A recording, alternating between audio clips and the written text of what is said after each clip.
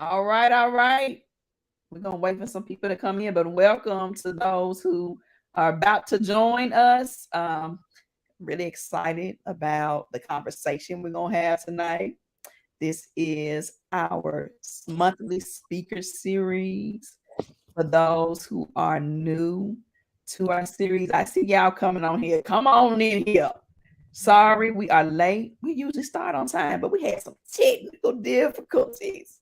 But tonight we have none other the best, the queen, Miss Lagra Newman from Purpose Prep. She is head of school and she is killing the game when it comes to Black children. And I have so much respect for her. And so, welcome, Miss Lagra Newman. Thank you. Thank you. It's an honor. It's an honor. And yeah, excited to talk about our work and the impact that we're having and the amazing people who contribute to it. You know, our families, obviously our scholars, our hardworking and dedicated teachers and leaders. Like it's definitely all hands on deck here to make sure that we meet and even exceed the goals that we set forth. So definitely happy to be here and thank you, Nashville Propel, for having me and all of the support you lend to schools here and the accountability too that you hold, so that we're being transparent and fulfilling the needs of the families that we serve. Thank you so much. You know what? I want to kind of break the ice. Like, tell us a little bit about yourself. I think that's one thing that families don't really get to do. Like, is to know the why Yeah. behind what's driving this excellence. So, like, how did you get here? Yes. I came to Nashville to go to college. I came to attend Vanderbilt University. And when I stepped foot at Vandy, I only knew my education. I knew what my high school was. I went to a magnet high school, an academic magnet high school, so one of the best high schools in the city. I went to a public middle school and I went to a private elementary school. So I had diversity in the experiences academically that I had, but I only knew my my situation. I knew that my parents were really adamant about me getting a great education. I was the first one in my family to go to college, and that was always something that my parents, held very strongly in the sense of like, these are your next steps. Like you need to take, education seriously. So I feel like they really instilled in me the value for an education. It was when I came to Vanderbilt that I had the opportunity to be exposed to other educational paths.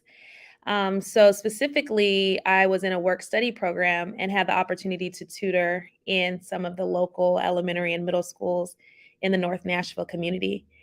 And I remember entering into schools and just being shocked by how low performing the the students were, but also the expectations around them was also low. So to be specific, I had a tutoring group that I was supposed to work with when I came. And mind you, I didn't have any pedigree or educational background or experience. I was just a college student working a work study job who was coming to the school to tutor, and they could, put me wherever they wanted me. But they chose to put me in front of some of the most vulnerable children in the school, um, upper academy. So like third, fourth, fifth, when in middle school, like, students that literally could not read. Like I remember like putting books in front of them and kind of having the, okay, this is too difficult. Okay, this is too difficult. Oh, okay, nope, you can't read this either. Oh, and then getting to the point where I'm like it's not even about words. Like we need to work on letter sound formations. Like how do I even start? How do I support you? How did you get here? Like how is this possible? But then I realized it was a system. It wasn't just, these three students I'm working with when I go into the classroom. Like there's not high quality instruction taking place. There's not rigor. I'm in a third grade classroom and I'm like, why are you not being challenged? Or like, what is the work, questioning the work that was being put in front of them. So it really opened my eyes. It really opened my eyes. And I realized that there was nothing, if I think about what distinguished me from those students, was nothing other than the academic opportunities that I received that positioned me in a path to go to a Vanderbilt University. But had I been sitting in those seats, like, not only would I not be able to be on a path to college, but, like, to be quite honest, I might not even be able to read. And so the reality of that was just really haunting, in the sense of, like, this is so unfair, this is unjust. And I was actually in college to go to law school. I thought I was going to, like, go the path like LSAT. I was preparing in that way. And I was like, this is actually, like, the injustice that I want to work to solve. Like, this is what I feel like is so unfair, because that's what essentially I thought I was going to go to law school to do, like, fight injustices. And I'm like, this is the ultimate injustice. Like, this is just not okay, to be sitting in a school and not producing the type of achievement that our children are capable of, that they're worthy of, that they can achieve. And so to see those systems and to be exposed to that, and to learn that, okay, this is why children are not on track, or this is what happens in the system to, divert children from the opportunity, made me grateful for my education and the decisions that my parents made, but also wanting to be an advocate to make sure that all children receive an education that they deserve and is high quality. Wow. And so Purpose Prep was born, and I'm looking behind you and I see your mission. Mhm. Like, talk to me a little bit about that. Like, what is the mission of Purpose Prep and the vision? Yeah. So we didn't jump into Purpose Prep. I ended up teaching. I taught in a few different places. I taught in Los Angeles and Watts area. I had fifth grade there, and it was a great experience. Um, and then I moved to DC and had the opportunity to teach there, as well as be an instructional leader for one of the schools there. I also worked in Atlanta as a recruitment director for the organization Teach for America. So I had a lot of Ooh, formative experiences that really shaped the journey of Purpose Prep. And essentially, how Purpose Prep came about, which is really interesting, is I was at a place where I had worked at a lot of different schools, and I was consistently a high performer in those schools. Some of the highest results were coming from the students in my classroom.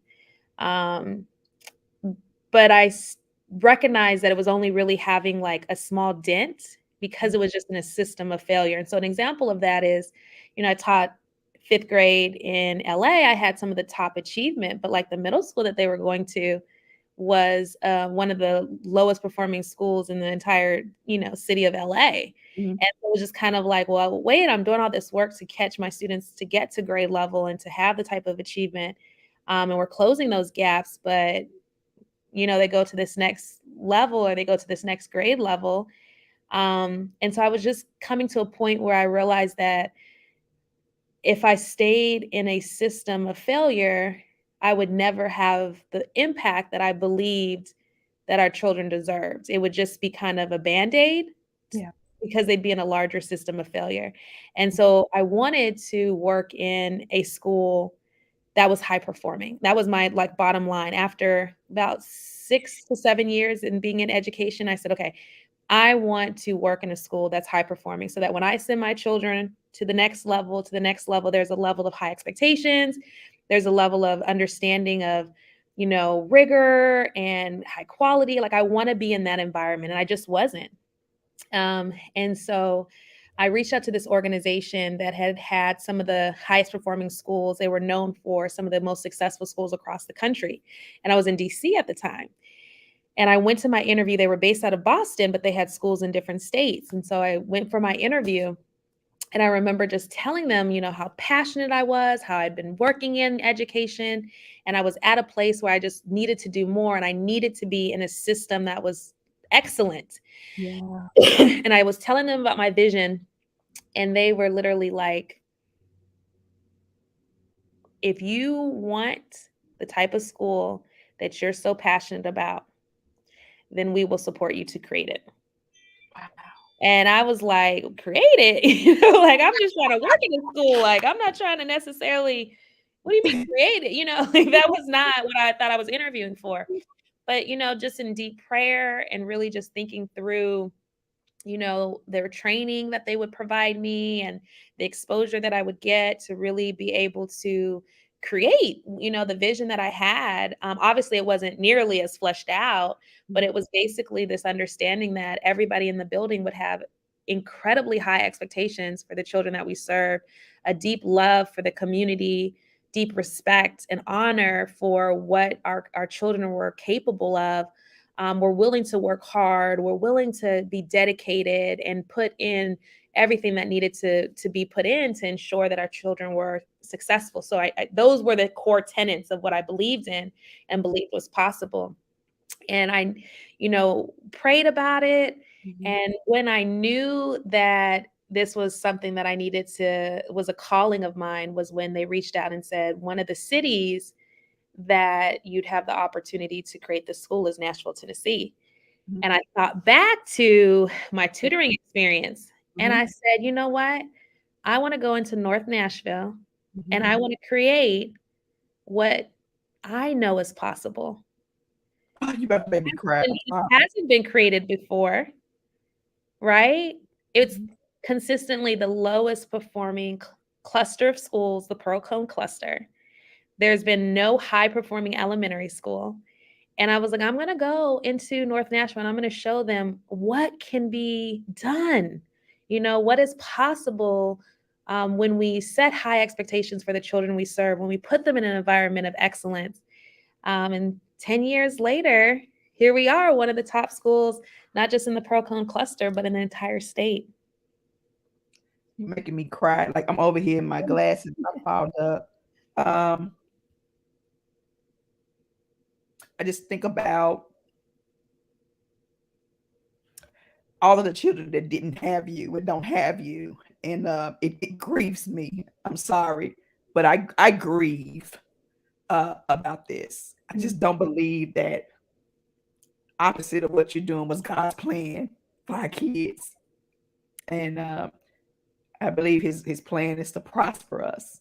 Mhm. And what you're doing is you're changing the lives and you're changing the mindset of, and you're changing Mhm. generations of people. And I just thank you for that. Let's talk about what Purpose Prep has been doing and what that academic excellence looks like. I know you guys have you got to receive some very high marks. And the thing is, it's not unbelievable. What you have done is you've proven Yeah. to Nashville and to the world that it can be done. It can be done. So let's talk about. Let me hear about this. Yeah, no, it absolutely can be done. I mean, we are doing it. It's possible. Mhm. And, I think that we've got to first understand that our children are brilliant. I say it over and over. They are so brilliant. They're so brilliant and they've got to be exposed. I I have a daughter, this, and she's 3 and I'm already like putting seeds into her. Like yesterday, let me just sidebar with her cuz she is just, but when I talk about brilliance, 3, Mhm. she came to me where it's almost time to go to bed and she comes to me, she's gotten into a marker and I realized that the marker is now like all over her. Like Mhm. she's been putting it, just painting herself with this marker. And I'm like, "Niall, what are you doing?" And she said, "Mommy, I just wanted to disguise myself." And I mean, what can you say? Disguise Disguise myself. myself. I'm like, "Get in the tub. We gotta get this blue marker off of you." But it's just like you put those seeds in them and they soak it up. She used it contextually, like it's just but she's 3. She's Mhm. 3 and it's because I use words that I believe that she can pick up. Yeah. Like, I mean, she's heard it, I don't, reduce my language. I don't, modify things for her. Like, "You can do it, Niall. We have 2 eggs and we have 5 eggs. How many do we have all together? Count them all. You're 3, but you can count. Yes. And so it's setting those high expectations. And so I say that just personally for how I'm grooming my daughter, but that's how we think about the scholars of Purpose Prep. Like, you can do it in kindergarten. Like, you're going to be able to not only add and subtract through story problems, but you're also going to be able to start to conceptualize what it means to multiply and divide. Mhm. In 3rd grade, like, you're reading text, like novels, and you're having conversations about the characters and the perspectives of the characters and the conflict that they're dealing with. You're discussing this in your groups. You know, we're putting rigorous work in front of students. Our 3rd graders can write 5-paragraph essays, and it's an expectation. Teach them how to do it. In 2nd grade, they start that foundation. They get formally exposed to what an intro, what a thesis sentence is, you know, what are the 3 body paragraphs, and making sure that they're aligned to what the, thesis was in the intro. What's your conclusion? Like, they can do it. They can do it. Yes. And we've got to hold them to that expectation and really make sure that we're supporting them and encouraging them, right? Like, you've got this. I know it's hard, but that's what learning should be. It should be hard because that's how you know you're being challenged. So I say that to say it's not surprising that we're one of the top schools in the district because we are setting the bar so high. And really, I believe that all children can meet that bar. It's just the supports that you're putting into place to make that happen. And so this past year, we had a variety of achievements that we've been celebrating. It's a whole list, but I'll speak to a few. So the first is that we received a level 5 designation in the state for ELA, achievement and growth, and then in math for growth.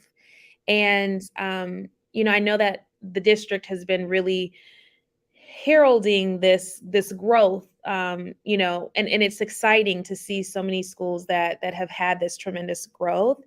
But we also have to understand that the year before, we were all virtual pretty much for the majority of the year. So a lot of the scores across the district, including at Purpose Prep, dipped tremendously. Mhm. So when you dip, you only, it's kind of like we can only go up from here, right? So Right. I think that there's an expectation for all schools that there should be a certain level of growth when you dip so low because children weren't in school. They were learning through a computer. Like, some of them weren't even necessarily accessing the learning that needed to take place through that computer. So we knew that there were some deficits to catch up. I think what has distinguished Purpose Prep is that it's not just the growth that we've had, but the achievement levels have placed our students at levels even pre-pandemic. So where they're performing academically is some of the highest in the district and in the state academically. And so what that means is for ELA, we'll speak about ELA because that's just such a critical subject when you think about the reading and the literacy goals that children need to meet. We are one of only 3 schools in the district, in the entire district that achieved a level 5 for ELA achievement.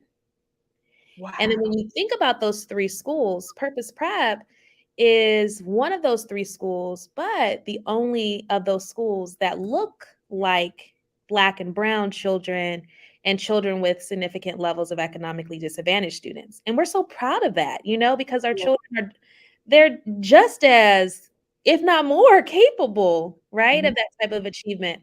Other successes is that we're the top elementary. Well, let me make sure I get my data right because I don't want to mess anything up. So we lead all schools. So we're the top elementary school for economically disadvantaged students. And then we also rank number 1 for African American proficiency. So again, achievement. For in ELA among non-selective public schools, and then number 2 for math in the entire district. I think that's great because I often talk about academic achievement, and I hope the parents hear that you're hearing it from an expert. Growth is fine, but it don't stop there. There's more to the story. We have to keep on going. Absolutely. What the words we want to hear is academic achievement. Absolutely. Those are the words. And when you don't hear those words, question everything. question everybody. Very true. Yeah. Know the truth.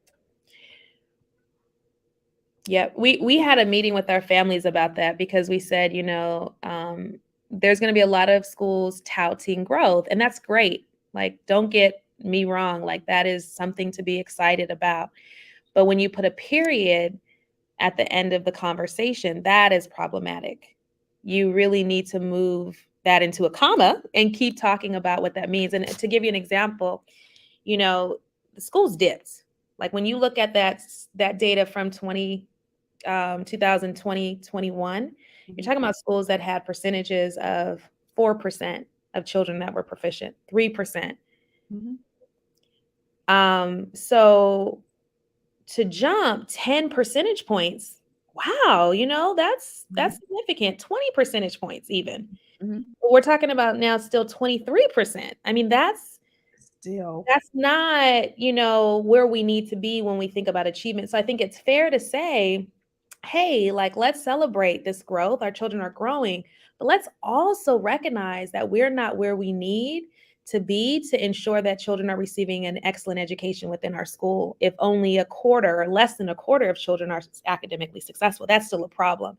And unfortunately, that like other part of that compound, what needs to be a compound sentence, right? Right now it's a simple sentence. It needs to be a comma and or comma, neck or butt or whatever. Or run on.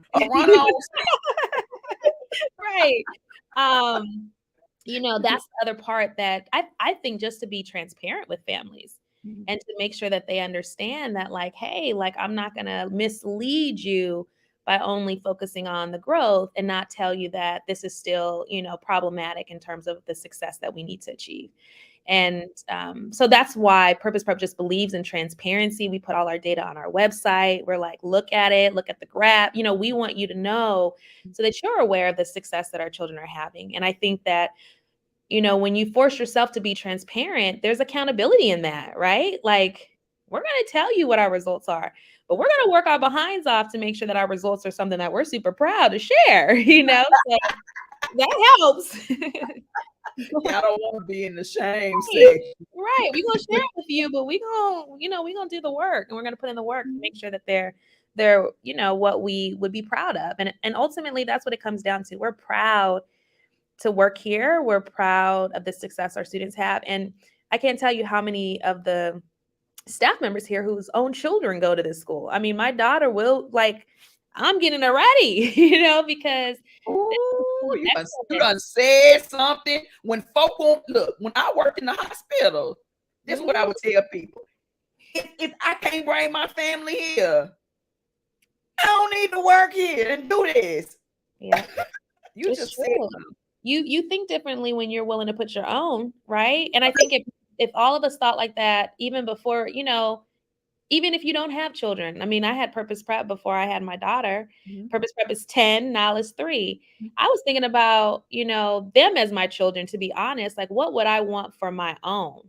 Like, this is the type of environment that I would want for my own, which is why, it's going to be easy, in terms of transitioning her here, because I've been planning, even though I didn't, know her then, I was planning for her and for the children that I deeply care about, because they deserve an environment that just not only holds them to high academic expectations, but also affirms them. We're proud to be Black and brown here. Yes, and you do that so well. You have taught me. Yes. If I got somebody's name wrong or something, you straighten me about that. But no, like it didn't make me feel some kind of way. I was like, you know what, she right. And they get that name right. I mean, just well, you think about our history, right? And you think about how names were stripped from us. Yes. Right? So no, like, we're gonna, and I tell our scholars, we greet them every morning. And I'm literally like, in the beginning of the school year, like, don't let me mispronounce your name. Like, I need to, what is that correct? Like, am I saying it? Am I enunciating it properly? Like, we want to honor the names and who our students are and the experiences that they bring and celebrate them. Like, they need to know that they are just brilliant and worthy. And I think that unfortunately, we live in a society that would try to do everything to tell them otherwise, right? It's a society that is not um, just. It's a society that is inequitable. It's a society that we've been fighting. Um, I mean, since our arrival here.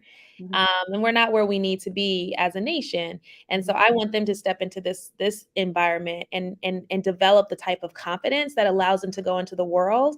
And if somebody tells them otherwise, they look at them like they a fool. Like, do you not know who I am? Do you not know what I possess? Like, what's wrong with you to for you to be I'm so misled in your understanding, right? Like, that's the type of confidence that we're producing here. And like, it's manifesting some amazing children who are just so confident in themselves, and we're proud of that.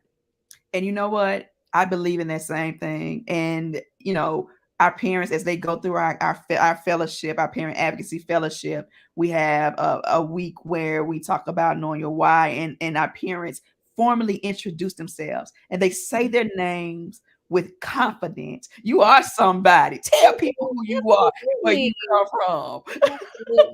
Absolutely. Look, we got Cree. So look, let's see if we can take any questions or comments. Yes, teach them to stand up and be proud, says Cree Taylor. Cree has 12 children. And let me tell you something. She is on fire for the kids. She is willing to fight for kids. We need parents who are just standing up and speaking out and advocating. I mean, our children are the most important thing, people to us. And making decisions for where they go to school is one of the most important decisions we can make. And so we need to not only fight for our own children and make sure that they have the educational opportunity that they deserve, but also for other children, to be on those lines and to make sure that we're advocating. And you do that so well, Sonia, with just really making sure that you advocate for Nashville's children. Definitely appreciate that. And the parents who are part of Propel and the parents just across the district who are demanding excellent opportunity for their children, for our children. Yes, because they deserve it. They need it.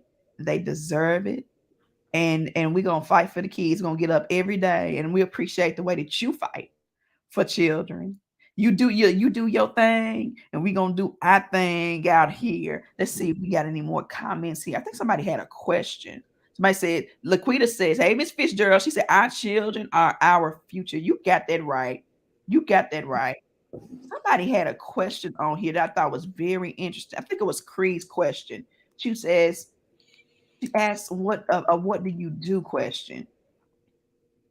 She says, "What do you do with students with the mindset of I can't because their school and educators have put it in their heads? How does Purpose Prep turn that around?" So I'm sure you get students. I think what she's saying is they've been in one environment, and then you got to change their whole mindset and help. But so, do you have that to happen? And she's asking, how do you do that? Yeah, absolutely. I mean, it's really sad how early children can internalize those type of negative messages. You'll be surprised because we started kindergarten, but definitely we'll have students who transition in, maybe even second grade. I could think of a student right now who's doing so well, but when he came in, we were like, we got our work cut out for us because just had been in an environment where he was allowed to opt out of learning. Like, I'm not going to do this. Like, no, everybody here does this. like it's not an option. I'm intimidated. Like, can you imagine? Like, I had this whole conversation with one of my friends. His son plays in the NFL now. And he called me because he posted on Facebook for me not to be getting all the emotion. And I called him. I said, "Look here, TC." I said, "Children dying in these streets. I'm gonna always be emotional." And he was talking about, his experience with his son and how he had him in an environment, and he's so glad that he took him out of that environment. And he said, "I don't think he would be in the NFL today had I kept him in metro schools." And my mouth dropped. But then it closed. I said, "I don't think he'd be in there either." Because he was getting in trouble. He had those expectations for himself. He kept saying what you would say, school is easy. He didn't have to see any value in it. he didn't see any value in it. And that's so the student that I'm referring to, and I've seen students who transition in and they feel they don't feel capable, and so they use other ways to distract from the core reality that they are struggling. Yes. And they don't want to be embarrassed, or they don't want a light, to be shown on them. And what we do is, one, set a very clear expectation of what we do at Purpose Prep. We are here to learn, we're here to grow. This is the pathway that you're going to proceed upon.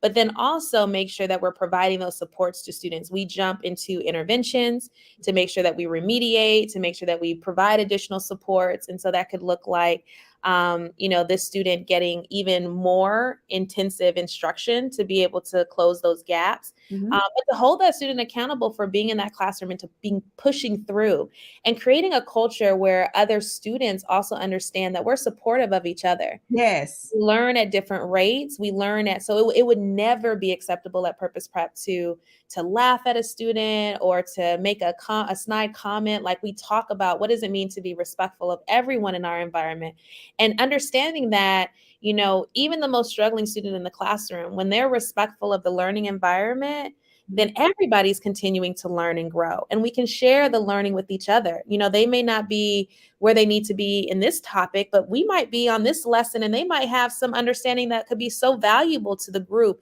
And just respecting and understanding all of the different learners in the space and holding children accountable for respecting that. So it's a very respectful space when we have conversations around our core values and how that supports all of our students to learn at the optimum level. So it's a process, it's working with those students and letting them know that we're not going to give up on them, like, this is going to be, I tell them, like, I don't know what you were able to do at your other school, but you're at Purpose Prep now.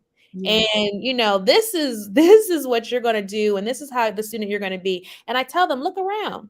You see anybody acting like that at Purpose Prep? No.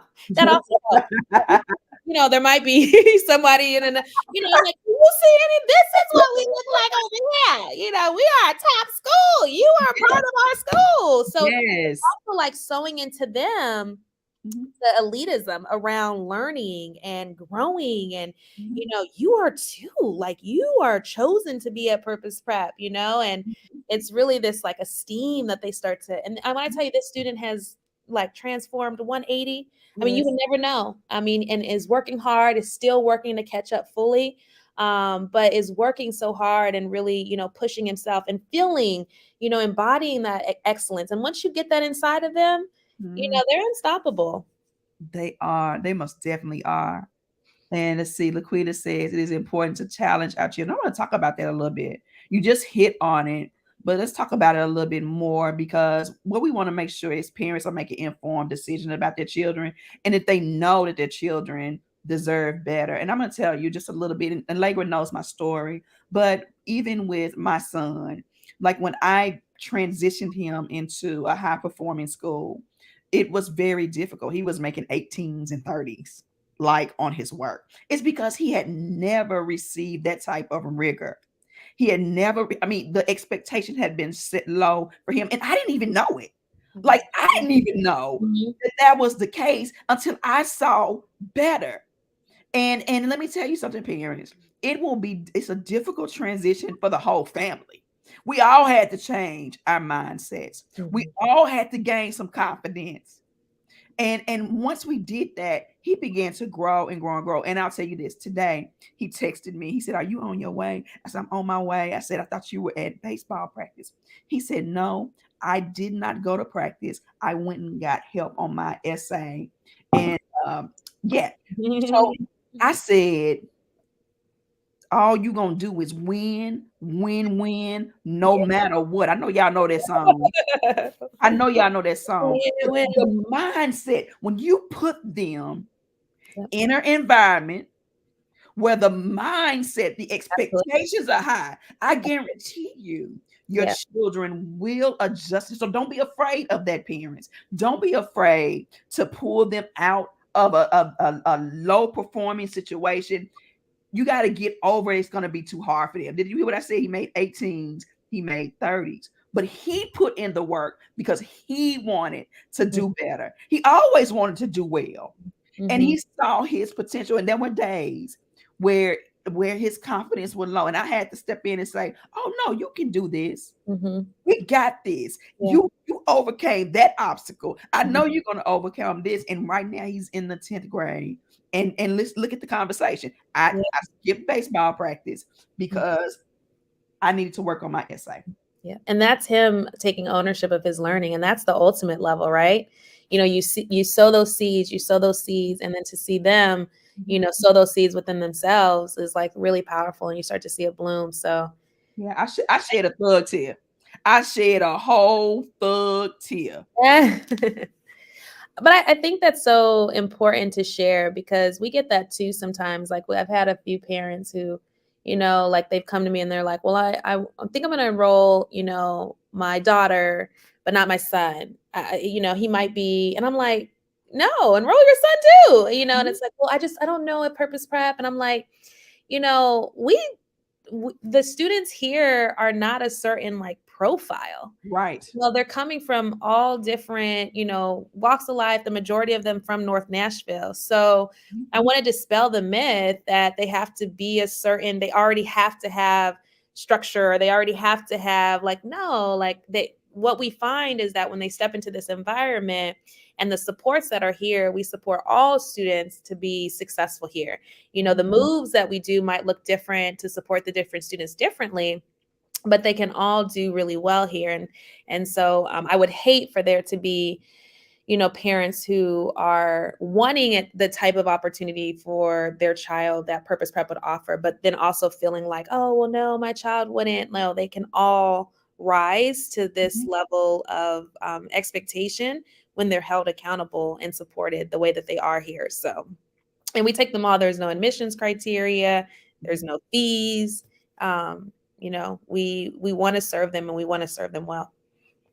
That's beautiful. And I want parents to see what academic excellence looks like. You got to know what that thing looks like and smells like in order to dive into it. And there are a lot of parents, even under the sound of my voice, they've never seen a school like Purpose Prep. You know what you ought to do? You ought to let us bring a busload of parents over there one day. We will see.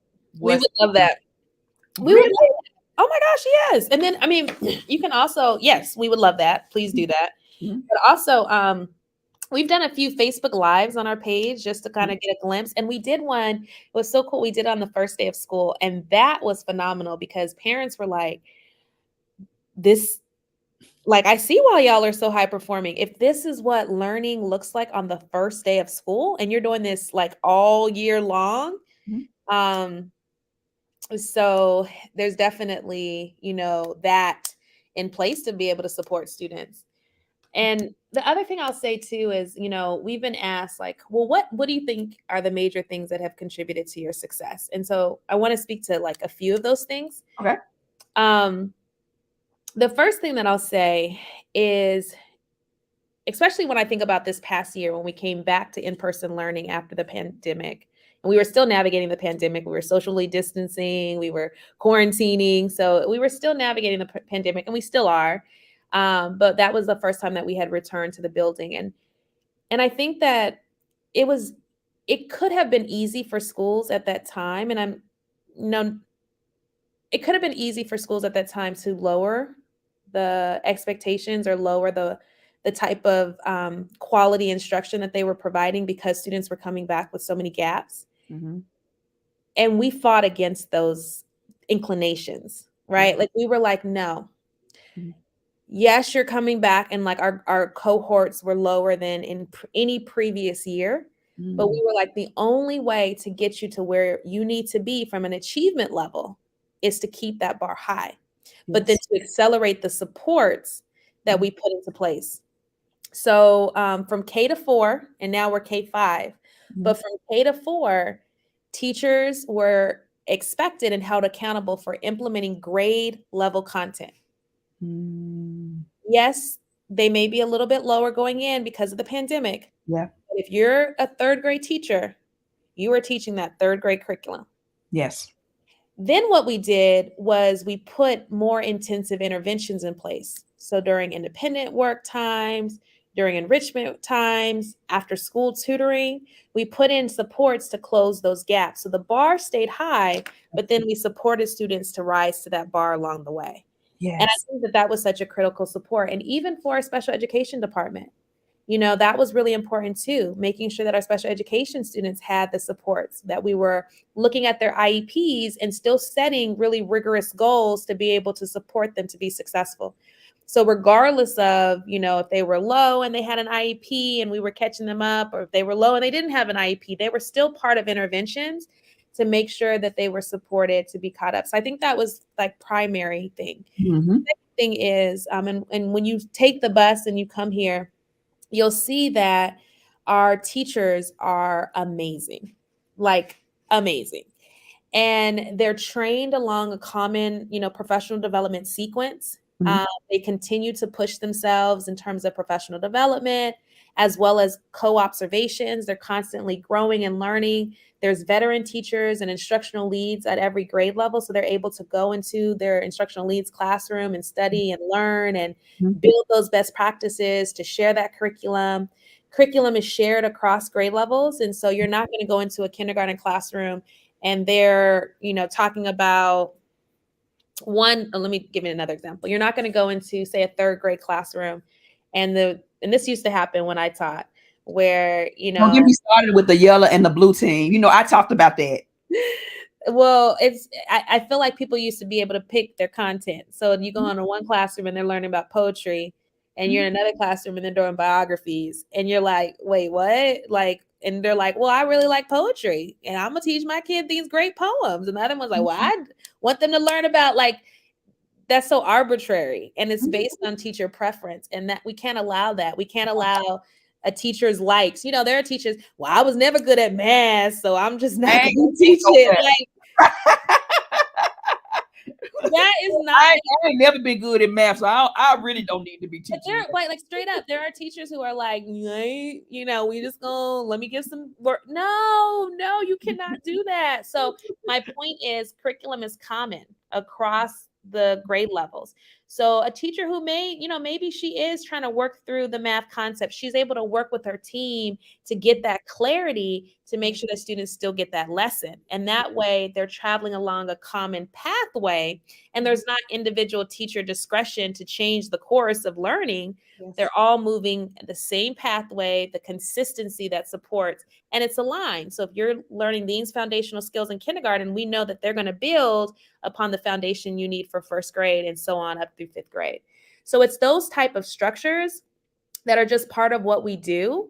And one more this is a small structure, but it's huge. We have a common schedule. So everybody knows the schedule across the school. So if you have a schedule, it's like, okay, you're in science right now. You're in math right now. You're in ELA right now. I used to teach at a school where you created your own schedule. And if you decided not to adhere to that schedule, nobody really cared. Right. So, there were decisions that teachers were able to make where it's like, oh, writing ran over, so we didn't get to science. And now you have multiple days. And seriously, and I'll even say, like, as a teacher, like, I made those kind of mistakes as well. Like, but there was no one holding me accountable as a teacher. And so one of the things that I knew in becoming a leader and really making sure we were creating systems to support teachers through that was, there's a common schedule and we all stick to those times and we hold each other accountable. You've got to end your lesson because guess what? Someone's coming in to teach science and social studies, or somebody needs to go to this next subject. And so it holds everyone accountable for going through all of the content throughout the school year that needs to be done. So taking those like habits that can happen in schools that are underperforming and creating structures and systems so that they don't happen, and that everyone is held accountable for the type of learning that should happen in schools. But that's leadership. That takes some bold and intentional leadership and accountability and some SWOT analysis. What's working here and what's not working. And people see Mr. Farrell said, I wanted to be a firefighter in an elementary school and was on fire in high school. All right now. He said, I think he said that Purpose Prep should have a middle school too. Oh, our And a parents high will school. do Wait a minute, somebody said and a high school. that. We need one of our teachers who's passionate about starting a middle school. I'll support him, but Lagra said, Nile is coming and I'm gonna be here. yes, now is coming. Very excited about the education she'll receive at Purpose Prep, and just thankful that we're able to provide it. Like, that's honestly, like, I have so much gratitude for this work. Like, I was always in education. I always wanted to do it well, like I wanted to be the class that was the highest performing. That's how I was as a teacher. Like, my children are going to be the top of and not in a competitive way. It wasn't about like beating someone else. It was like, because you deserve to be at the top. Yes. Yes. And I was always like that as a teacher. Lead with that even now. Like, it's how I am. I'm like, we're going to be at the top. Now, again, like, I don't, it's not about you not being at the top, or it's just the fact of like, you have so much potential. You will be at the top. Now we can all be at the top. And that's what I believe. We can all be at the top. And I think that goes to kind of the outreach that we've tried to do in our community of like, come visit our school. Like, we'll share our best practices. We'll share our PD. Like, I would love to do, and my team knows this because they love, they talk about it. Like, we would love to do a North Nashville PD for educators that are in all of the schools. What stops that from happening? Like, let's go and be real about that, because the parents need to know, and it's really not a secret, right? But let's talk about like what is the real challenge here. I think there's a lot of challenges, but I think like first and foremost, there's a lack of accountability and reckoning with the failures that are taking place in schools.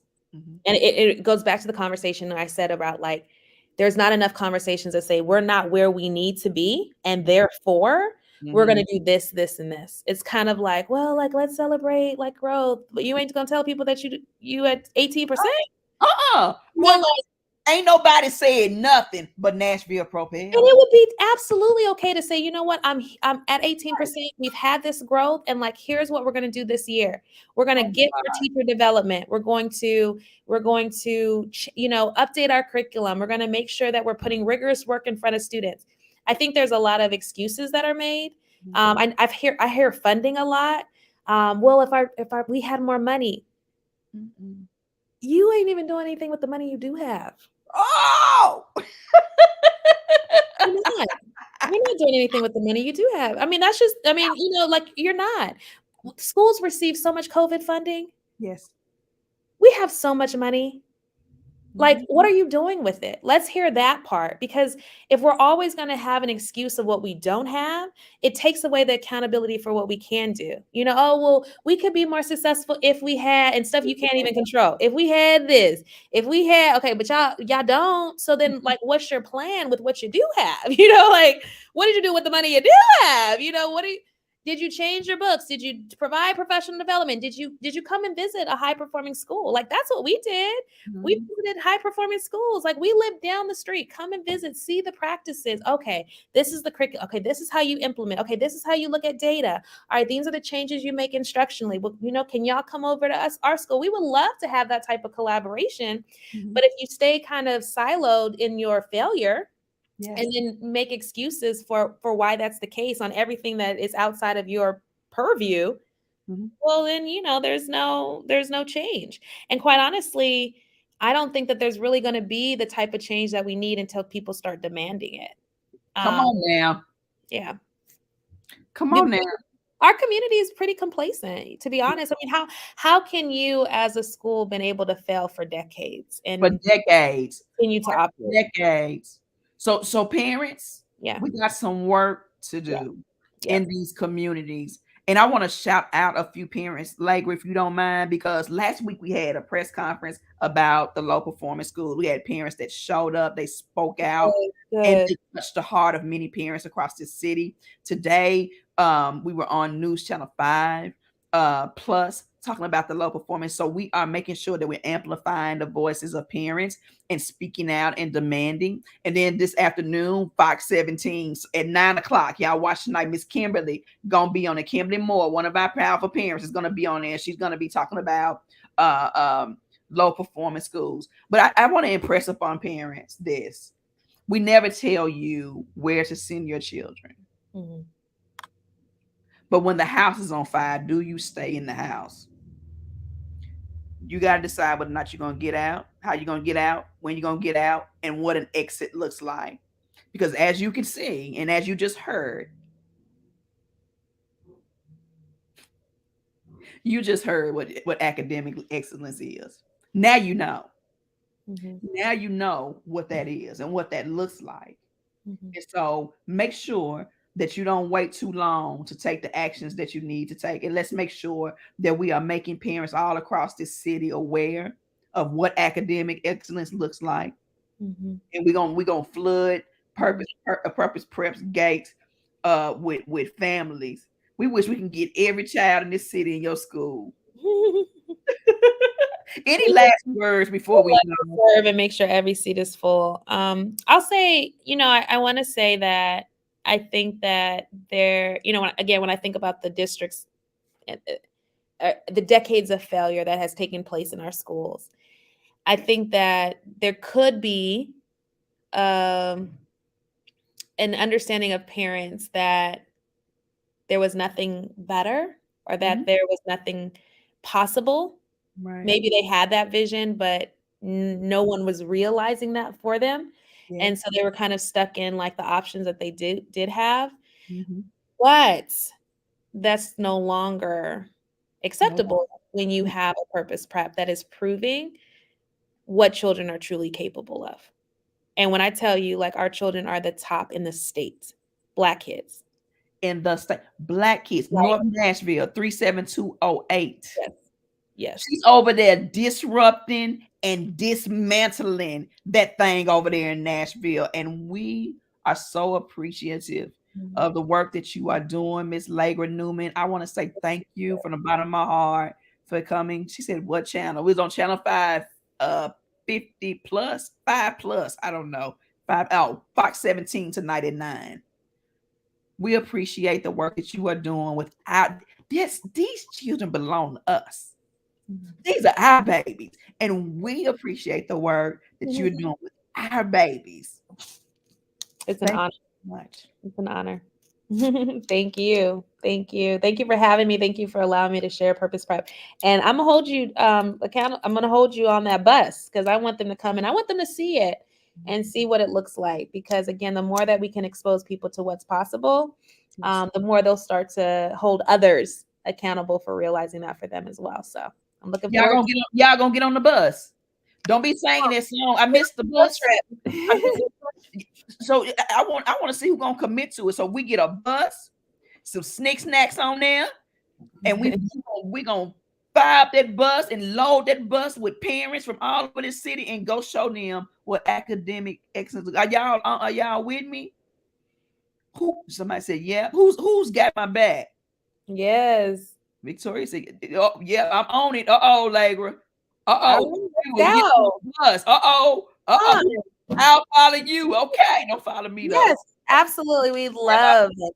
We packed up that house that one time. Do you remember that event we had, the literacy event? Yes. Packed it out. So I know they'll show up. I know how we do that again too. We should do that again too. That was amazing. We should do that for March during our Get Your Priorities Straight. Okay. Summit. Okay, so we already got a place for it. Purpose Prep, Get Your Priorities Straight School Summit, Parent Summit over at the Purpose Prep in March. Let's do it. Look, listen, I got your back. I'll beat you there. Look at this. That's Wilson. She's literally a phenomenal kindergarten teacher at Purpose Prep. I literally am like, don't go anywhere. Now has to be in your class. Man, but yeah, she'll beat us there because she'll be there bright and early. You know what, Miss Wilson? Thank you for your service. We have to. It's critical that we have great educators. Yeah, absolutely. We know that we need great educators to make change for children. So thank you for your service. We honor you. Thank you. We got your back. All right, y'all. It is 7:02. We started late and we ended late. Miss Laker, thank you again for your time and your sacrifice. We love you. Go Purpose Prep. Yay, love y'all. Bye. Good night.